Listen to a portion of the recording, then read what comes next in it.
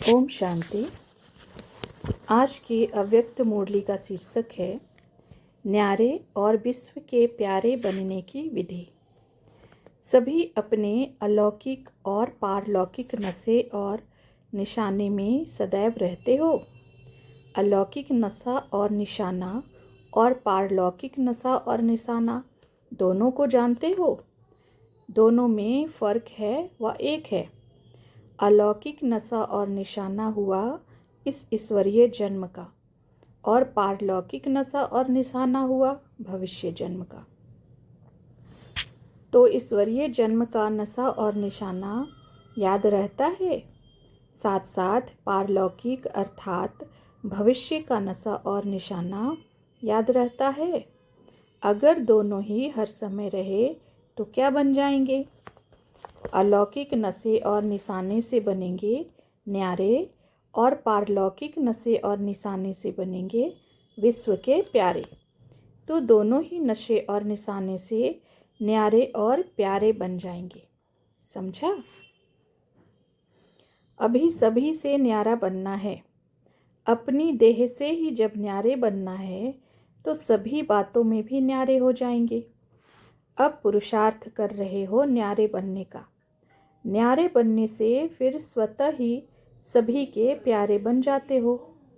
प्यारे बनने का पुरुषार्थ नहीं होता है, पुरुषार्थ न्यारे बनने का होता है।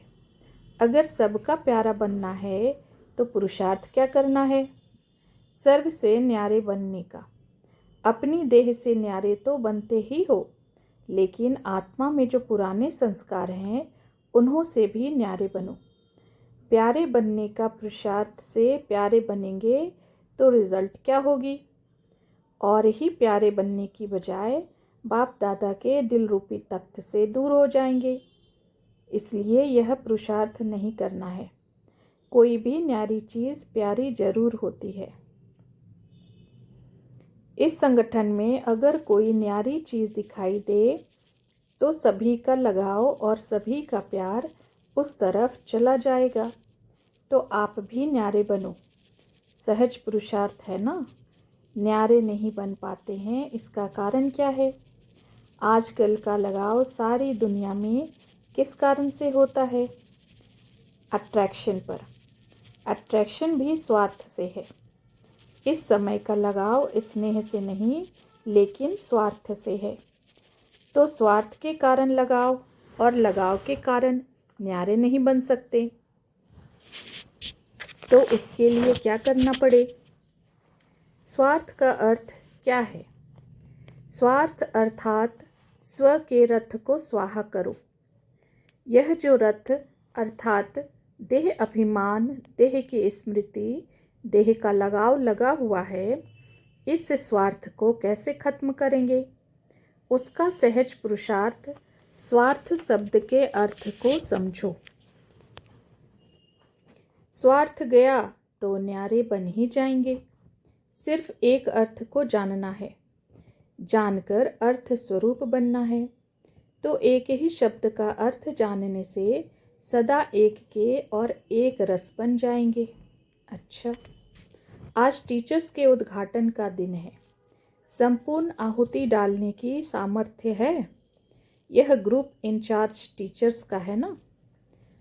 अभी है व बनने वाली है। मुख्य धारणा यही है कि सदैव अपनी संपूर्ण स्थिति का व अपने संपूर्ण स्वरूप का आह्वान करते रहो। जैसे कोई का आह्वान किया जाता है तो बुद्धि में वही स्मृति में रहता है ना। इस रीति से सदैव अपने संपूर्ण स्वरूप का आह्वान करते रहेंगे तो सदैव वही स्मृति में रहेगा। और इसी स्मृति में रहने के कारण रिजल्ट क्या होगी? यह जो आवागमन का चक्र चलता रहता है, आवागमन का चक्र कौन सा? कभी ऊंच स्थिति में ठहरते हो, कभी नीचे आ जाते हो। यह जो ऊपर नीचे आने जाने का आवागमन का चक्र है, इस चक्र से मुक्त हो जाएंगे। वह लोग जन्म मरण के चक्र से छूटना चाहते हैं और आप लोग यह जो स्मृति और विस्मृति का आवागमन का चक्र है, इससे मुक्त होने का पुरुषार्थ करते हो। तो सदैव अपने संपूर्ण स्वरूप का आह्वान करने से आवागमन से छूट जाएंगे, अर्थात इन व्यर्थ बातों से किनारा करने से सदैव चमकता हुआ लकी सितारा बन जाएंगे। इंचार्ज टीचर बनने के लिए पहले अपनी आत्मा की बैटरी चार्ज करो। जितने जिसकी बैटरी चार्ज है उतना ही अच्छा इंचार्ज टीचर बन सकती है। समझा? जब यह याद आए कि मैं इंचार्ज हूँ तो पहले यह अपने से पूछो कि मेरी बैटरी चार्ज हुई है। अगर बैटरी चार्ज कम होगी तो इंचार्ज टीचर में भी उतनी कमी दिखाई देगी। तो अब क्या करना है? अच्छी तरह से बैटरी चार्ज करके फिर इंचार्ज बनकर जाना। ऐसे ही सिर्फ इंचार्ज नहीं बनकर जाना। अगर बैटरी चार्ज के बिना इंचार्ज बनेंगी तो क्या होगा?